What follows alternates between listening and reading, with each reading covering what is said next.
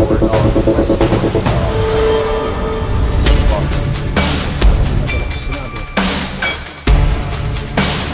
Of course, have a very large military industry. Where are the incidents military in the department for having me on?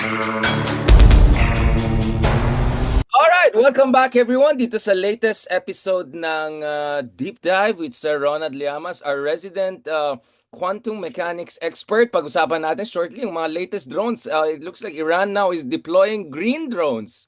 Drones na using electric power. So medyo nag-green warfare mode na tayo. Just as we expected last week, this war is not gonna go away anytime soon. Mukhang last night there was a call between Donald Trump and Putin, and President Trump was signaling that he wants to finish the war kasi clearly this is not going according to the playbook, and things are getting very desperate because it looks like, at least on the side of Israel, they're targeting civilian infrastructure in Iran, oil depots. Last night, though, according to some reports, even some residential areas were heavily affected. Electricity grids were attacked. And of course, in Iran, you have a much more hardline government that has withstood the attack by two nuclear powers, and now they're striking back very hard. Many people are affected, including more than 2 million Filipinos in the region. So siguro pag-usapan natin, Sir Ronald, before tayo pumunta sa quantum mechanics at analysis mo ng defense strategy, dahil daming natuwa na expert na rin pala si Sir Ronald, talagang physicist na rin, hindi lang geopolitical expert. Let's talk about also the impact on the Filipino community, Philippine foreign policy.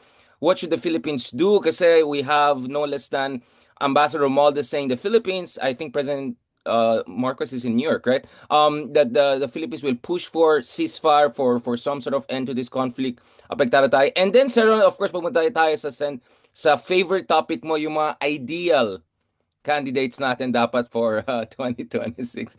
Naka-ready na ako, Sir Ronald. All right, Sir, first of all, are you surprised that here we are, week 2, and reports suggest from both the right-wing media and left-wing media, actually it's Iran which is saying we don't want ceasefire right now, as Trump signals he wants to end this. And per reports by Washington Post, David Ignatius, it looks like even the Israelis are not sure where they're going with this, because clearly the regime is not going away. Well, una, hindi naman unexpected yung Iran war. 'Di ba? Nagpopormahan na sila last year pa eh. No, ang hinihintay lang natin kung i-deploy na yung mga aircraft carriers ng US, at nung dineploy na nila, it was just a matter of days bago nagsimula yung Iran war. Pero yung prospect na yan ay matagal na, no?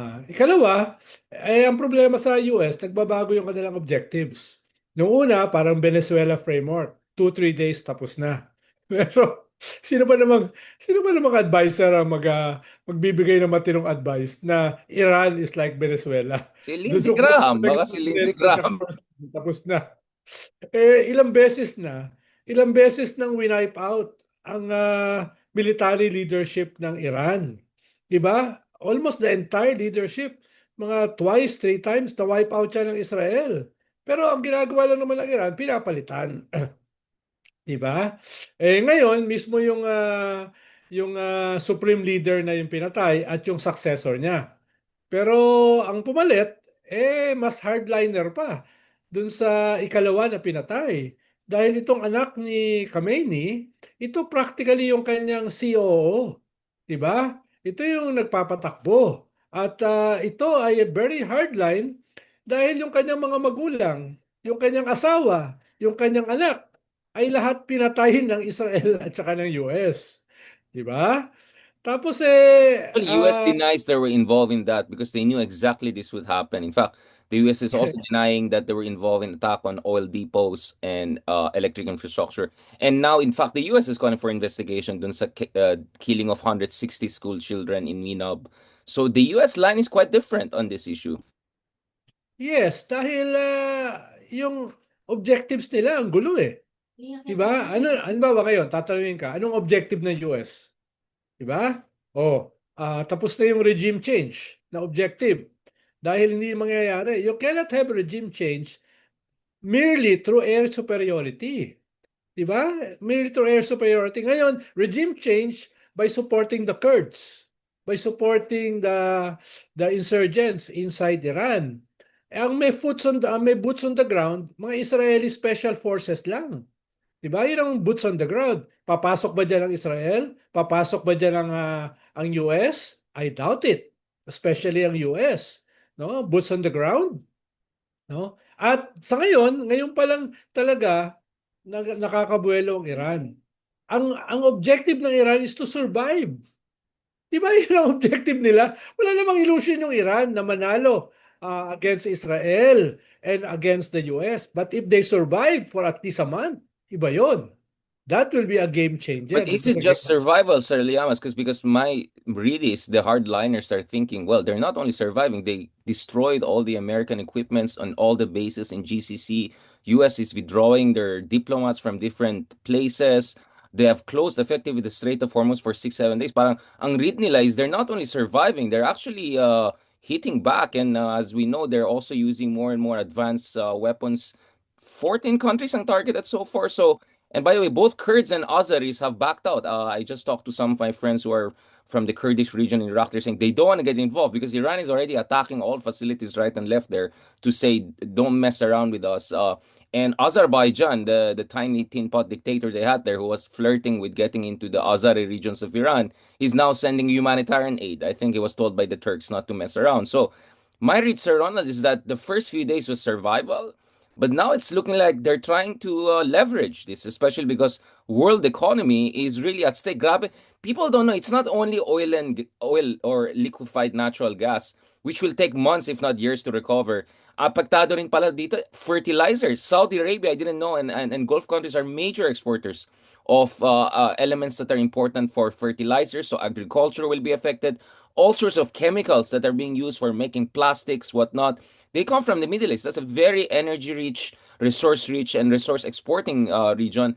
So grabbing secondary effect. It's not just the price of oil per barrel, but it's everything is being badly affected here. Yes, ang tingin ko pa rin doon is partly kwan pa rin yun, survival.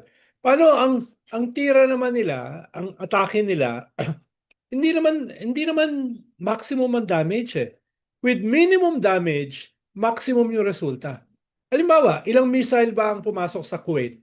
Pero practically tigil na ang oil production sa Kuwait. Di ba? Because the threat is more important than the actual attack. Gano'ng karami ba ang inatake nila sa Dubai? Gano'ng karami ba ang inatake nila sa Saudi Arabia? Pero imagine mo yung impact niyan sa finance, yung impact niyan sa tourism, yung impact niyan sa mga basic insurance, yung impact niyan ay maximum. Pero yung tama is minimum. 'Di ba? Hindi naman gano'ng karami yung missiles na nakalusot eh. 'Di ba? Hindi gano'ng karami. Siguro less than 2-3% lang sa missile sila ang nakalusot dun sa protection ng mga Gulf states, especially Israel. But kahit isa, dalawa, tatlo lang ang makalusot, the impact is maximum. Diba? Parang itong Strait of Hormuz. Practically, yung entire Iranian Navy ay wasak na.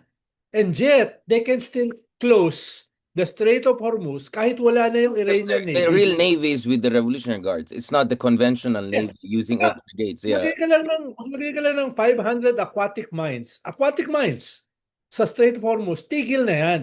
And it will take years bago matanggal yung aquatic mines na yan. How much does an aquatic mine cost? $100 to $200 each. Diba? Ganun lang ang presyo niyan. Bakit, Sir Ronald, parang alam mo lahat ng mga sabotage, pati mga presyo sa merkado.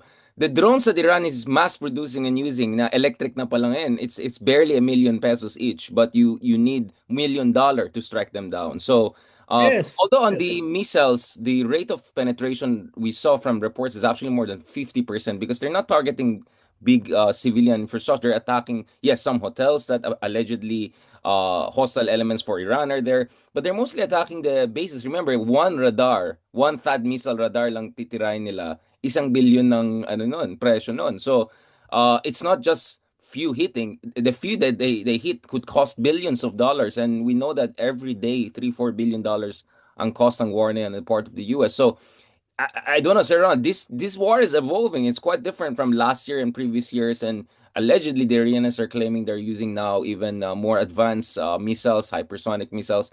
But the thing kasi here is Remember what Stalin said? Quantity is quality, diba? They just can send so much drones and missiles over and over and over again, which makes me wonder what are the implications with China, because China is a much bigger country than Iran. They can mass produce even more than Iran, drones, missiles, and all, and we can talk about that. And unfortunately, yung mga DDS and all, gagamitin nila yan for fear mongering. But I'm just saying we have to be realistic also about our strategies and counter strategies here. But before I go there and we go to my ideal candidate, Sir Ronald, just last point on this, ano naman dapat ang stance ng Philippine government? Because my sense is, you see casualties. Isa sa ating kababayan ang namatay sa opening hours of the war sa Israel. We have Indians and Bangladeshi overseas workers dying in Gulf countries. Millions ng ating kababayan nandyan. Millions of Indians, Bangladeshis, hundreds of thousands of Thais are in the region. Hindi kaya dapat magsama-sama yung labor exporting countries. Some of us are close allies of the US. Maybe we can push them to have a more reasonable position on this issue. I don't know about Netanyahu government. He has his own world. But at least with the US, hindi kaya we have to talk to them more because our citizens are affected. 2 million OFWs are in the region. Yes, pero hindi naman tayo papakinggan ng Israel at saka ng US eh. No? Hindi tayo papansinin nun. No? They have an evolving strategy. No? Kaya mismo yung kanilang strategy na nag-evolve ay ang hirap maimpluwensyahan. Dahil nga nag-evolve eh. No? Ikalawa ay ang very basic naman dito ay protektahan yung ating mga OFW. Pero in practical terms, you can only do so much. No? Ang proposal ni Vice President Sara Duterte ay Can we go to that? Sorry, I missed that. Yung ating OFW, katulad ng ginawa niya nung COVID, sinundo yung mga stranded na mga taga Davao sa Manila at From Manila. sa Yun yung Davao. analogy niya. Like bringing 2 million people from a war zone madali lang naman daw is gawin like nun, bringing no? 12 people from Manila to Davao. That's her analogy. Yun yung Yes, huwag nakalimutan, more than 2 million yung Pilipino sa Middle East. No? Ikalawa, may gera. Ibig sabihin, maraming mga bansa ron may no-fly zone. Dahil ang daming drones, ang daming missiles, no, ang daming mga fighter jets ang naglalabanan. Di ba? At ikatlo, konsultahin muna niya yung mga OFW kung gusto nilang umuwi. Dahil parang hindi ganun karami yung gusto umuwi. Dahil mas sanay naman sila sa ganyang sitwasyon eh. Di ba? Mas ganyan. Tapos hindi naman ganun karami yung OFW sa Iran. The last time I was there, noong 2016, there was just a few hundred na mga OFW na nandun, no? But Kaya, what about the one in yun sila Kuwait, ngayon in Bahrain? nakita. Because those states are being hit hard eh. Yung Bahrain and Kuwait. Medyo mas matindi yun. Oh. Oh, yes. Pero in a way, hindi yun yung talagang gera na nai-imagine natin. These are targeted Oh, attacks. these are US bases being targeted. These are Yeah, just to be targeted clear. Yeah. attacks. Hindi siya talaga gera, no? Yung as we know it, no? As we know it. So what about the Tapos economic yung mga support, Sir Ron? DPS, patuloy yung kanilang propaganda na because dahil malapit daw tayo sa US, ay bobombahin tayo ng Iran. No, hanggang ngayon yun ang ginagamit nilang narrative, no? Alam mo yung kung kailangan nilang pag-aralan yung missile system ng Iran. Yung pinaka long range missile ng Iran, ang tawag diyan Sejil missile. Ang maximum range na ay 2,500 kilometers. So hanggang Yung ikalawa, India lang siguro at most, yeah. yung ikalawa nilang long range missile, Khorramshahr missile. Khorramshahr missile. Ang range niya is 2,000 kilometers. Yung ikatlo nilang pinakamalaking missile, no, ang tawag diyan ay Gadar 100. Yan ay 1,800 kilometers. Ang Pilipinas ay 7,300 to 7,400 kilometers away from Iran. Kaya kung sakali na foolish enough yung Iran na magpadala ng missile sa Pilipinas, babagsak sa China. Sasabog Mas siya sa matama China. nila yung aliado. Actually, they can more target Russia and China than us. Kaya medyo lecturean mo ng kaunting geography itong mga kaibigan mo ng mga DDS. Siyempre, no? kasi nga, No Sir panic. Ronald, It sounds so funny, no? Wala pa naman kasi tayong Gucci at Rolex, kaya wala tayong karapatan mag-analyze. Pero kinabahan ako sa Ron once he went down each missile. Sabi ko, don't tell me you're gonna analyze the solid fuel. I mean, let's not, Sir Ron, please, let's not go there. Baka yung mga MIT Hindi, friends. paborito ko pag-aralan yung mga missile systems eh. Kaya nung Alam ko sinasabi ng suicide PBS, ano ka Sir Ronald, pero please, kasi yung mga MIT followers natin ay baka magduda na bigla sa'yo. Parang until now, believe na sila biglang, wait lang, ano sinasabi niya? Like baka mag-solid fuel versus liquid fuel analysis ka or something. So, I want to stop you there, Sir Ronald, because your stock's value is very high. I don't want to damage your brand. Kinabahan ako when you went one by one through the missile, like, don't tell me mag-aerodynamic analysis. si Jill, Koramsar, at saka Gadar Oh, 100. Sejil, meron ka bang Sejil, oh. At Yan yung Khyber Shekan, pinaka-range Khyber missile. Shekan. Yeah, meron pa silang Khyber Shekan. They claim it's Mach Oo. 10, Mach 15. In terms of economics, Sir Ronald, even if this is not a full-out war because targeted yung mga attacks, but do you think the Gulf region will be the same after this? Parang medyo nakakatakot yung, I mean, again, we don't have to look at all-out war, but like the uncertainty, like will it be even the same region anymore after this? Unless No, they cut the deal with Iran and go to reconstruction mode, which game is not changer yan impossible. eh. Yun nga eh. Ang pinakatatamaan dyan is the Iranian economy. Nung sinara nila yung State of Hormuz, sila yung pinakatatamaan dyan economically. But they don't care. Existential yung kanilang battle. Huwag niyo kalimutan ha. They're fighting for their existence. This is the At regime, kung by the way. The existential, people are kung not, yeah. kung zero-sum game ka, you have nothing to lose. You have nothing to lose dahil existential na yan eh. Dudurugin ka na eh. Hindi ka na makakabalik. No? Hindi yan regime change. It's the total change ng Iranian society. No? Babaguhin mo talaga yan. No? At imagine mo, sisingilin yan. Yung mga Revolutionary Guards. Pero hindi yan mga pushover. Gano'ng karami ang Revolutionary Guards? More than 200,000. Yeah, 250,000. Gano'ng karami? Yes. Diba? Gano'ng karami yung militia ng Revolutionary Guards? 500,000. Yeah, Diba? 500,000. Gano'ng karami yung regular army nila? 600,000. Yeah, so Diba? 1.5 million. Yeah, basically. Hindi yan ganun kadali na durugin. No? Lalo na kung karamihan dyan ay mga fundamentalists, no? Na willing to die. Ideological, yeah. Oo. Dahil theocratic state yan eh. Yung kanilang gobyerno, yung kanilang state, ay also yung kanilang religion. Baka hindi natin nauunawaan yung ibig sabihin nun. No? Hindi ako supporter ng Iran ha. Dapat talaga mabago yan. No? Pero not that way. Not that way. Hindi No, mababago that's what I'm yan. saying. The people who are most suffering are ordinary civilians. It's the economy, Yes. world economy. So, kamusta ang sitwasyon dyan sa Pilipinas? Because things here in Europe is horrible now. Gas prices are going crazy. Kakabanat ko lang sa gobyerno kahapon tsaka kanina. Yeah, what's going on with the economy sa Pilipinas? It Hindi doesn't look good. nila na-control yung pag-increase ng oil. Yung Petron nag-increase ng konti. Tapos all the others nag-increase ng more than 20 pesos. No, overnight. Meron naman silang buffer stock na binili nila sa rumang presyo. Ngayon, yung gobyerno pa nag-justify, ay may transfer cost kasi yan, kaya tumaas. Kahit anong transfer cost yung sinasabi mo, may buffer stock sila. That's one of the purposes of the buffer stock. Para magkaroon ng ganyang fluctuation, hindi ganun kaagad yung epekto. Bakit ang bilis ng epekto at hindi lang mabilis? No? Ang layo sa in-increase ng Petron, halimbawa. Diba? So ano nangyayari? Sabi, ipa-fine down nila. Dapat matatakot pa sa fine yan? Magkano fine yan? No? 100,000? Yun ang fine mo dyan? No? Dapat talagang mas matindi ang sanction. Or else, talagang aalagwa yung mga yan. Iba-violate talaga nila. Even their own rules. No?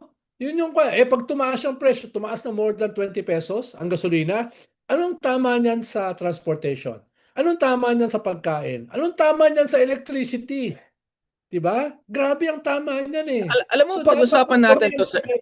Pero pag-usapan natin to kasi matagal na namin issue yan dati pa when, small time lang ako hanggang ngayon naman. Pero nung big time ka secretary ka sa kabinete, kami mga small time sa kongreso, mga tabi-tabi. We were looking at EPIRA, we were looking at oil deregulation. parang na-privatize lahat sa ating industriya. Halos wala ng control yung gobyerno eh. Parang basically the private sector can set whatever price they want. We were even asking, ano yung basis sila for calculating oil? As if, it's not like they're bringing the oil now from the Hormuz. They bought this stuff long time ago. And then may konting gulo lang around the world. May isang Houthi missile, ang taas, kataasan nila, tapos konti ibababa nila, kunyari nag-rollback. But I'm sorry, Sir Ronald, this looks like Mickey Mouse. Yes and no. Yes and no. Kahit deregulated yung ating oil industry, meron pa rin diyang rules. Halimbawa, bago magtaas yung mga oil companies, magsasabi pa rin sila sa gobyerno. Di ba? Kaya sasabihan sila ng gobyerno. Ibig sabihin, hindi yan ganun na total freedom. Totally regulated. Di ba? May rules pa rin yan eh. Di ba? May rules pa rin yan. Kaya yung minimum rules na yon dapat sundin nila. Ano, that's the nature of having a buffer stock. Di ba? Kaya nga meron din tayong yung DTI. Pero wala meron tayong din strategic oil may price reserves, no? control eh. Do we Ang have ating strategic oil Department of reserves? Trade. No, but Sir Ating Ron, do we have strategic oil reserves? Because all serious countries have strategic oil reserves. I'm not sure. Strategic oil reserves Hindi kasi ko alam decision ng hindi ko gobyerno alam yan yung eh. gobyerno. Oh, hindi ko alam yung gobyerno, no? Yun Hindi nga ko alam eh. yung policy. Pero yung mga oil companies, meron sila. No, merong requirement na 60, 90 days na buffer. Requirement 'yon, ha? Requirement 'yon. No? Kaya kailangan yes, I agree with you. Kailangan balikan yung deregulation na 'yan, lalo na ngayon. 'Di ba? And of course, Sir Kailangan Ronald, you're assuming walang Hmm. regulatory capture. I'm not saying there is a but how efficient are our regulation Oh, of these sectors? merong regulatory capture? Ha? Surprising. Are you No? Sir Ronald, sorry Napaka-surprising. pinaanak lang ako kahapon. No, Sir Ronald, seriously, like, do we even know? Are we properly checking how is the oil prices and all are calculated in the Philippines? Are the books even open to our regulators? How powerful are regulatory mechanisms? Oo. Well, may mga, sabi ko nga minimums dahil deregulated nga eh. Pero may mga minimums like a buffer stock. Ba't ka bang magbibigay ng buffer stock? Requirement yan. Yung permission, magpapaalam ka sa gobyerno pag mag-i-increase ka. Di ba? Tapos price control. May DTI, may price control ang DTI eh. Di ba? Kahit papaano ay may ganong epekto yan. Di ba? Ang kinukuha ko yun. Tapos kahit naman wala yan, pwede naman tapikin yan ng gobyerno. Bata, wag mo kami subukan. We can create problems for you. Pwede namin kayo bigyan ng problema. Wag naman masyado kayong unhinged, no? Diyan sa ginagawa nyo. Kahit deregulated yung ating oil, kami pa rin ang gobyerno. At yung gobyerno, maraming pwedeng gawin para kayo ay parusahan, para bigyan kayo ng difficulties. Ngayon, gagawin ba ng gobyerno yan? Halimbawa, kung ako gobyerno, ang dami ko pwedeng gawin. No? Even in a deregulated regime. No? You're the government eh. Diba? Yun nga eh, and this is the serious concern we have na parang wala tayong strategic oil reserves, which all countries have as we speak. Japan is looking into their strategic oil reserves. The market is completely deregulated, but that doesn't mean deregulation means there's no regulation, but I have still questions how powerful are regulatory mechanisms. And also, syempre, nagre-recover pa lang tayo sa economic contraction or, well, slowdown, let's just say, significantly slowdown last year. Dahil sa, syempre, daming corruption nangyari, kaya tinigil lahat ng mga proyekto right and left. Coming from that, this looks like a horrible way to start the year for economic recovery, Sir Ronald. Like, what the hell are we gonna do now?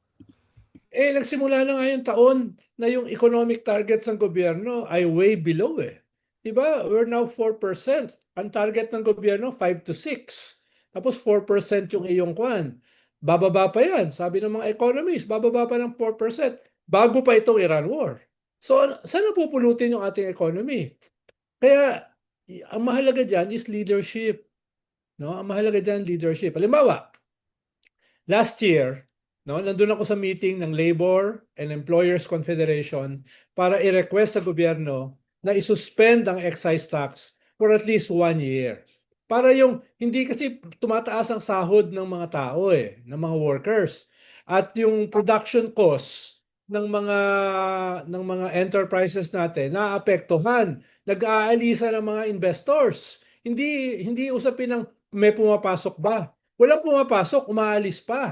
So sabi ng Kwan ng mga employers at saka labor, no? Win-win sila pareho, isuspend muna ang excise tax. Hindi yan pinayagan ng gobyerno. Ngayon, gobyerno na mismo ang nagpo-propose na isuspend yung excise tax. 'Di ba? Baka too little, too late. Yung problema na yan, no? Sila pa ngayon na nagpo-propose. Kaya nga kanina, guest ko si Barcelon yung head ng Philippine Chamber of Commerce and Industries. Saan? No? Sa Pinaalala ko Contralas? niya. Sa Soricon. Sorry. Pinaalala ko sa kanya. Di ba, Masyado ka Chairman? kasing celebrity, sir. I cannot keep up with all your programs. You're all over. Di ba, Chairman? Pinag-usapan natin yan last year. I was there in the meeting between labor and capital. Nag-agree tayo lahat. Very rare. Very rare na nag-agree ang trade unions at saka Employers Confederation. Ano yung pinag-agreehan nila? Excise tax. Tapos ngayon, yan ang gobyerno na nagpo-propose. No? Ang tanong ko, baka too little too late. Baka kinakailangan mong dagdagan pa yan. 'Di ba? Dagdagan pa yan. At ngayon, yung proposal mismo ng gobyerno, ang bagal. Ang bagal. 'Di ba? You're in the middle of a crisis. Although a crisis is also an opportunity. No? It's an opportunity para pigilan ang corruption, para may extra revenues ka na ma-offset nung pag-suspend ng excise tax. Meron kang opportunity ngayon para mag-ayos ng iyong management, governance, para yung tax collection mo is much better, 'di ba, than a corrupt system of tax collection. 'Di ba? So, it's an opportunity para mag-ayos yung gobyerno, no? Para ma-offset yung mawawalang revenues. Kung ganun ang pagtingin nila, no? Kung ganun ang pagtingin nila. So, you're the government, ang dami mo pwedeng gawin. Ang dami mo pwedeng gawin Yun lang sinasabi ko. Wag lang isisi lahat, uy, kasalanan kasi ito ng Iran war. Uy, kasalanan kasi ito ng external factors. Yes! Pero, marami ka pa rin pwedeng gawin internally. Diba? I mean, Yun lang naman. during COVID-19, we responded to global. That was a massive exogenous shock. Pero actually, we Yes. did expansionary monetary policies. I-joke no pa yung governor back in the day. So actually, the government has many ways to do counter-cyclical policy intervention. Well, at least that's the technical term. Correct. And yun nga, like I just don't like this idea na helpless tayo and everything like that. And you're absolutely right, 'di ba? Sabi nga ni Ram Emanuel, 'di ba? Never parang waste parang a crisis as an opportunity, Let, 'di ba? Never let the a crisis crisis go go to to waste. waste, 'di ba? So yeah, this is exactly I think this is the time that we should realize that malakas ang estado, 'di ba? Malakas ang estado, may kakayahan ng estado na mag-regulate, protektahan yung welfare ng bansa, protektahan tayo from external. So if we cannot change America's foreign policy, and definitely Netanyahu's foreign policy, at the very least we have to be able to respond accordingly to the shocks to our economy, to threat to our people, 'di ba, Sir Ronald? Yes, yes. Inuulit ko, kahit deregulated yung oil industry, the government is still the government. No? Pwede mong sabihan, mag-ayos kayo, share the burden. Bakit consumers lang ang mag-share ng burden? Bakit kayo, wala kayong wala kayong i-share, tapos yung iba sa inyo, pakikinabangan pa itong crisis? Hindi pwede yan. Pero you have to drive the fear dito sa mga nito. Profiteering na ito. Itong mga na ito. Siyempre, yung mga yan, gusto nila, kumita sila sa crisis at the expense of the consumers. Parang COVID. May nakinabang sa COVID Mas PPE. yumaman pa yung ating mga billionaires during COVID. Di ba yung mga Lamborghini ang dumami sa BGC nung panahon ng Yes. Farmal? Wala akong sinasabi. Oh, yeah. Diba? Pero mo, binili natin ng 600, binili natin ng 3,000 pesos yung yung COVID vaccines Yung natin, yung Chinese, Sinovac. Sinovac? Tapos Oh, yeah, binili yeah. ng Indonesia 600 pesos. Binili I natin wonder where did the extra go? Yung like the diba? 80% go. Oo. Oo. Kaya yung crisis can be an opportunity, no? Hindi lamang sa mga profiteers, para sa mga gustong mag-ayos, yung gustong i-improve ang government service, no? But Sir Ronald, it's also an opportunity na why should we have millions of our people in conflict zones to begin with? It's not like this is the first Gulf War. This is probably the worst Persian Gulf War. Hindi, iba pang usapin yun. Yun nga, No? pero why should we rely on labor export as a way to pump prime our economy when in fact we can do other things to create growth? Kaya nga sinasabi namin, manufacturing, industrial policy, we have to create and create growth inside the Philippines. Yun din ang inisip ko, like parang naka-autopilot tayo, umaasa na lang tayo sa external. Yung pinakamahalaga, human development eh. Tingnan mo ang Taiwan at saka Singapore. Wala naman masyadong natural resources yan. Anong dinevelop nila? Human resources. No? Yun ang ginawa nila. Tayo naman may capacity tayo to do that eh. Ang problema, natural resources, human resources, hindi natin nagamit. Diba? Nagamit, pero nagamit ng ibang bansa. Napunta sa Europe, sa Middle East. How do you think this, no offense, but like what was Dubai 60 years ago? Like what was Qatar 40, 50 years ago? Tayo, mga Pilipino, mga Indians, mga Bangladesh, we're the one running the show there. The Lebanese, among other things. So, sayang to see our human capital actually contribute in national development elsewhere aside from our own country. So, we have to have a way na mag-generate tayo ng employment growth dito. And this is something I've been talking about for more than 10 years, di ba? And now it's yet another reminder, why should we have millions of our people in conflict zones? Of course, if you choose to stay there, that's another thing. But my point is, to begin with, they should rather be here with their own family, their loved ones, their culture, their country.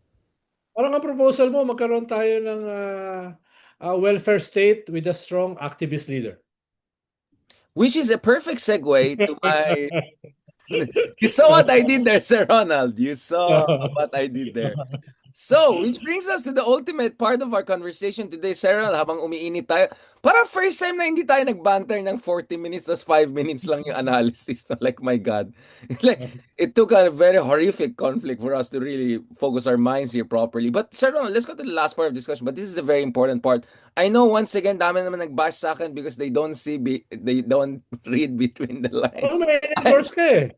Oh, I saw your... Ideally! Sabi ko, ideally... Wow! Endorser pala.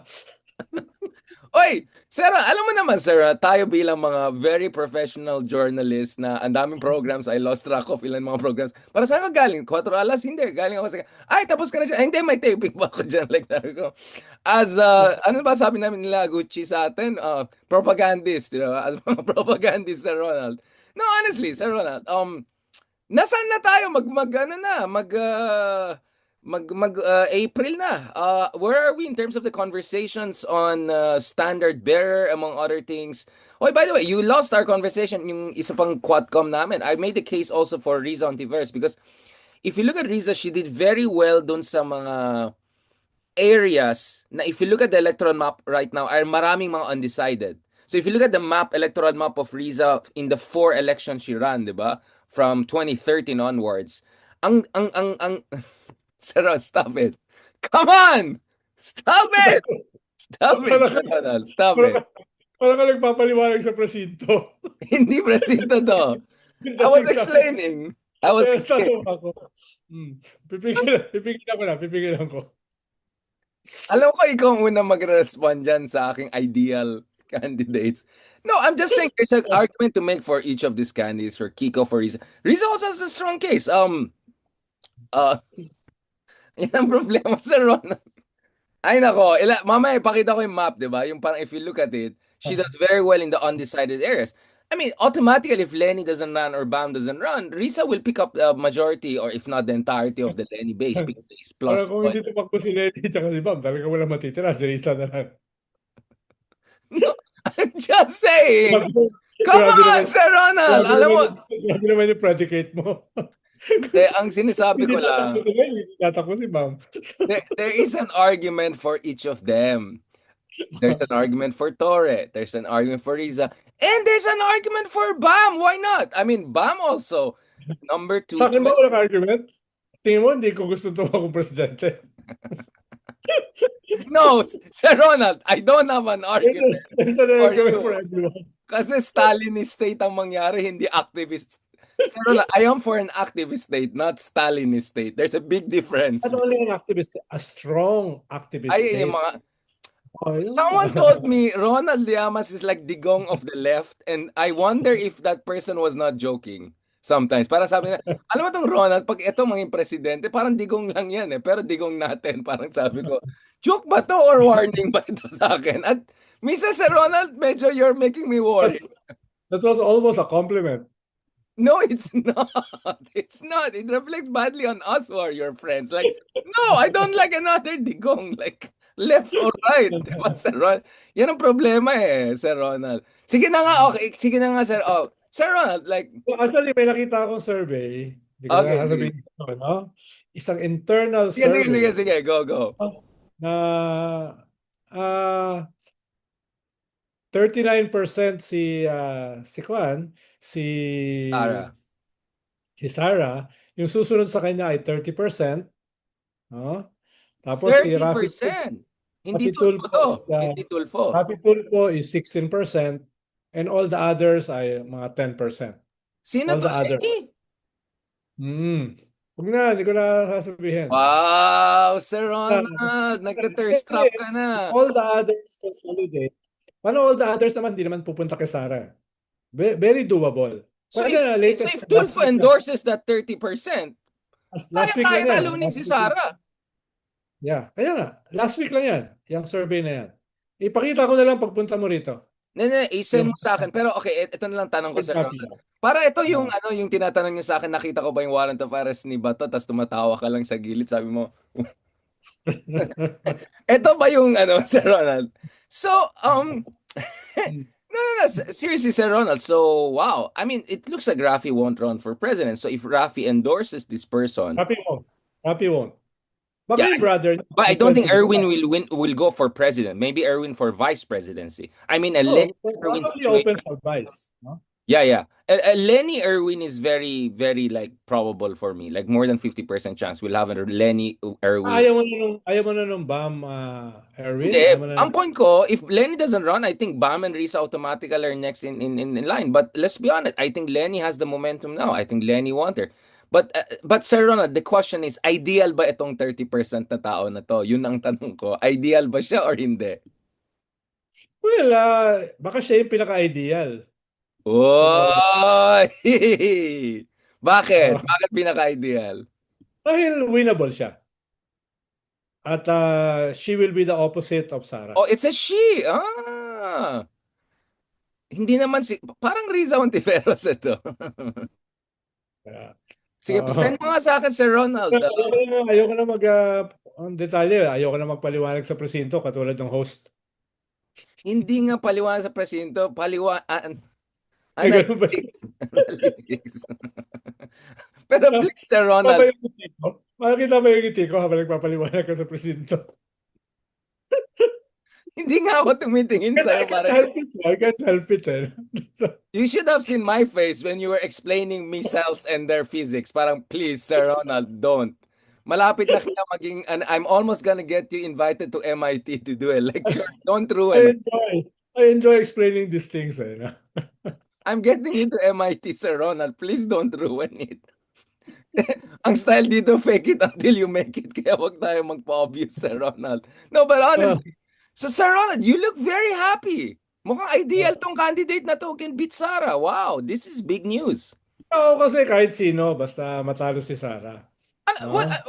Ako hindi kahit sino. Pag si Ronald Llamas, hindi. Nakakatakot. Mas nakakatakot si Ronald Llamas. Stalinist state ang mangyayari sa atin. Targeted naman kahit Stalinist. Ayan. I've heard that before. We've heard that before. Yeah, it's Stalinist, but you'll still have your nice cappuccino in the evening, your Ferragamo in the morning. No, but okay, seriously, Sarah. It will basically be a rule of law. Basically, ideally. Is this the Chinese version of rule of law ng Shang Dynasty, yung mga ganun style, sir? Parang kanya social democracy with Filipino characters. Sir, anong tawag mo ulit yung bare knuckle? Anong gawa niyo sa frat? Parang social democracy with bare knuckle characteristics. Anong tawag niyo dyan? Yung upakan sa fraternity, Sir Ronald? Bare knuckle fighting. parang alam mo lang kasi shadow fighting. Oo nga eh, sir. Yung war cabinet mo, si Mogato pa rin bang defense minister? Genghis Khan natin. I-invade ba natin ang China? Siya ang aking simbolo. Siya ang aking simbolo. Genghis Khan. Like, Ang oo nga The naman ni Genghis Khan Mogato. Chinese. Giving a Oo. speech in armor and all. Yan, yan. Like armor and all. Mountain of Skulls. No? Yeah. Game Uh, of Thrones on. Mugato will make Tamerlane and Genghis Khan look like Boy Scouts. He's gonna be the hardcore version. Hardcore version. Sir Ronald, I'm getting worried where this conversation is going, from missiles to hardcore to like papunta na sa. Pero But the government has to do something. They cannot just explain away our problems as basically because of external factors. Dapat lagi tayong prepared sa external factors. Di ba? Dapat meron ka ng mga contingency bago pa siya mangyari. And at the same time, katulad na pinag-uusapan natin kanina, use a crisis positively. Diba?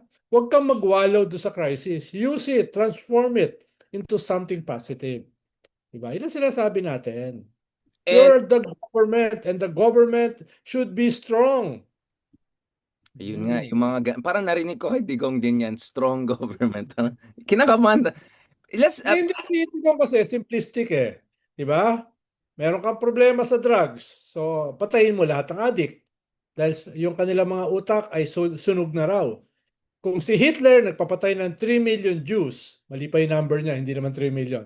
Kaya ko rin magpapatay ng 3 million addicts. Di ba ganun ka-simplistic eh? the horrible mindset like that. Yeah. I-invade tayo ng China, no? Wala tayong magagawa laban sa China, so kaibiganin natin. Was Duterte fascist to you? I mean, let's put it that. Fascist light pa siya, fascist pa siya. How did you see? He's more a sociopath. I'm not sure that's mutually exclusive. If anything, I think sociopaths are perfect fascists. Hindi, fascism kasi is an ideology eh. Organized siya, meron siyang ano. Ito wala. State, di ba? A national security state. A state which is always at war. Yun yung fascism. Tingin ko ay hindi ganun ka-intellectually motivated si Digong para maunawaan kung ano yung ibig sabihin ng fascism as an ideology. More siya sa isang a serial killer, a psychopath, and a populist. A mixture of the three. More a demagogue. Basta demagogue lang siya. Yung what the Greeks were warning. Yung medyo demagogic yung kanyang tone. Pero yung kanyang political construct is a combination of populism, no? Authoritarianism, no? At saka yung character niya is a psychopath. So yung tatlong combination, ang tingin ko yung Dutertismo.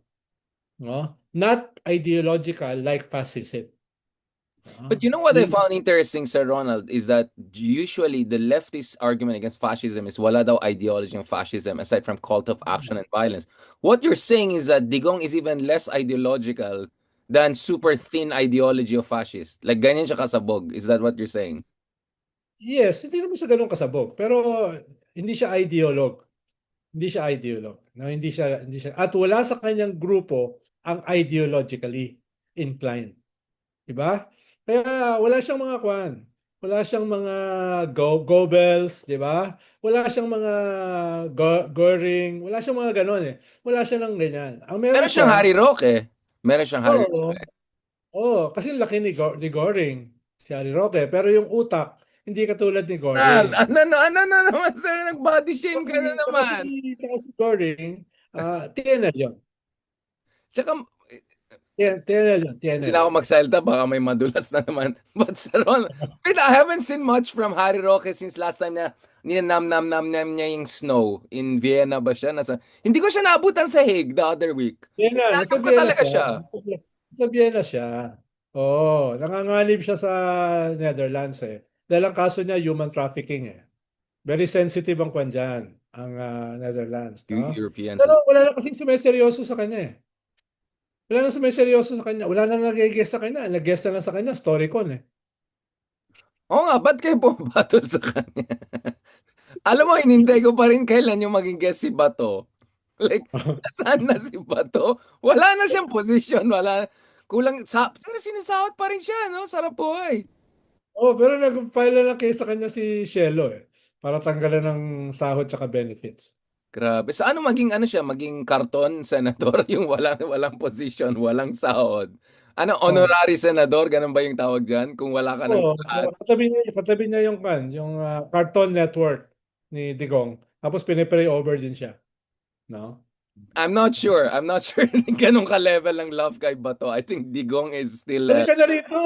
Bumalik ka na eh, rito may eh. gera na nga ang mahal-mahal ng ticket kaya Alam nga mo, nag-fundraising na ako dati eh. nung walang gera, hindi ka makabalik. Ngayon may gera, hindi ka rin makabalik. Hindi, So babalik ako. Maghanap ako mo, ng ano. Ano ayusin mo kayang yung mga rota ko? dokumento mo. Para kasi Singapore na Marcoleta lang. eh. Para Hmm? kasi Marcoleta, sisinungaling lang, hindi pa maayos. Hmm. Nakalimutan ko nga si Marcoleta. Biglang So, binalik mo pa siya. napanood mo yung kanina? Yung kanilang Hindi. exchanges? Si, Hindi. si Ano Ping naman ginawa Lacson. ni Marcoleta? Yun na, yung buong Senate session. Debate lang nila ni Ping Lacson. No? Mhm. Kay horror, kay horror. Sir Ronald, thank you so much, Sir Ronald, for sharing your wisdom from quantum mechanics to projectile physics, all the way to oil market, the regulation. And of course, we ended on the most important point. And then biglang, ay, hindi ko sasabihin sino. Nagda-thirst trap ka lang. Tapos, pero it's a she. Hindi siya ideal, pero ideal siya dahil mananalo siya. Para sabi ko, ano ba talaga? Mahirap ka talagang kausap sa Ronald. Wala bang Ah, clue sa Ronald? Ano tong, doon ano, ako nagpaliwanag sa presinto. Sir Ronald, anong letter meron dito itong tao na to na kayang i-defeat si Sarah? Wala ka man lang ano naman, konting thirst trap naman, Sir Ronald. Sabi ko lang nga, she's the opposite of Sarah. Diba? So, Medyo mababang, it's a very low bar. Like, ang daming pwede maging, like, no offense. Pero yung explanation niya na pwede mo tulungan yung mga tao na 2 milyon sa kabila oh, ng mundo, the way na pwede mo dalhin tao sa Manila, medyo madali maging opposite of that, Sir Ron. That's a very, that bar is easy to, surpass by orders of magnitude, Sir Ronald. Thank you, Sir Ronald, for sharing your time and wisdom. As always, I think the MIT plan might still push through because I stopped you from saying something na biglang magduda sila. But does he really know aerodynamics and quantum mechanics? Like, kasi hanggang ngayon, believe na believe sa... alam mo, yung ma-impress sa'yo Harvard, okay lang sa akin, Oxford. Pero yung MIT, ma-impress sa'yo Sir Ronald. That's quite a high bar. Pag MIT ang ma-impress sir, kinakabahan na ako na... Kaya palang dami nabubudol sa mundo, no? Ayoko sabihin Epstein, pero basta Sir Ronald. I'm very glad, Sir Ronald, na hindi ka naging right-wing, hindi ka naging opportunista because you're a very talented man. You're Mr. Talent, ano yung talented Mr. Ripley? Yung, like, ikaw. napanood mo Napanood mo Favorite ko May yan! version na yun May tatlong version yun. Tatlong version. The Alain Delon, which ruined his career. After that, he played Ripley so well, no one hired him as a matinee idol, kahit napaka-good looking niya. And then the Jude Law and of course, sining yung nag-play sa kanya, si Matt Damon. And then Yeah, the third one, Netflix one. Meron pang latest. The Netflix is the best because it actually, Tom Ripley tries to replicate the life of Caravaggio in Italy. Yeah. Basically, yung Yeah. bloody, talented, like it's amazing. It's amazing. So, Sir Ronald, to be honest, a part of me sometimes thinks you're like our Mr. Talented Ripley. Parang hindi magandang comparison yun. Para siyang yung compliment. Parang tinatawag mo ako masamang tao. Parang Oh, lang ha. wait. Before our MIT friends give up on you, you just said kanina, you take as a compliment to be compared to the Digong of the left. And then now you're saying, hindi compliment, I say talented Mr. Replica. Wait lang. I'm having a hard time, Sir Ronald. Dahil may pagka-sociopath. Hindi psychopath. Yung isa psychopath, yung isa sociopath. Parang ganun. Aba, psychoanalyst ka na rin, Sir Ronald. I'm very impressed. I'm very impressed. On that note, Sir Ronald. Na mali yung ginagawa niya, pero ginagawa pa rin niya. Yung psychopath, wala siyang concept of right or wrong. No? Kinakabahan talaga ako sa Sir Ronald. Mga serial killers, psychopath. So, yung mass murder versus serial killer, yun yung distinction mo. But anyway, baka madulas tayo, we might say something. Thank you so much, Sir Ronald. I really appreciate it. No, honestly, we're looking forward to catching up in person and all. By the way, dun sa Manila House, the next one we're gonna have later this month is my former professor, Winnie Munsud, Heidi Mendoza. We're Nakita ko gonna na eh. nakita mo na, di ba? So, Nakita ko na yung program eh. Pero sabi wala ko, nang toxic masculinity. babalik pa rito yun by that time? Parang walang balak bumalik. Hindi, nagre-raise pa ako ng pera. Magsi-Singapore na lang siguro ako para safe. Kasi Sir Ronald, parang kalating milyon natin yung economy ngayon. Grabe talagang By kalokohan. that time, nag-quadruple na yung presyo ng plane Yeah. fare. But Pero kaya-kaya mo naman eh. Dahil yung mga suot mo, mga Ferragamo, mga no, Louis Vuitton, no. Gucci, no? Kaya kaya mo yun. What are you implying, Sir Ronald? What are you implying? No. But Wala naman ako sinasabi na nepo baby ka. No? Sir Ronald, lahat ng ating anyway, birthday month ko pa rin. Baka naman gusto maghabol ng iba ng pang-ticket natin pa uwi. Thank you very much, Sir Ronald. Dala ko sa GCash mo. Oo, papadala ko ng... Pag nilagay ko yung Gcash ko dito, doon mo malaman talaga medyo kailangan na umuwi ito. On that note, thank you very much, Sir Ronald. And Thank you. Good night. let's go. Uy, send mo sa akin yung survey of the record. Parang masyado kang natuwa. Ayoko, parang medyo suspicious. Happy you, sir. In fairness. Pasend sa akin. Ideally.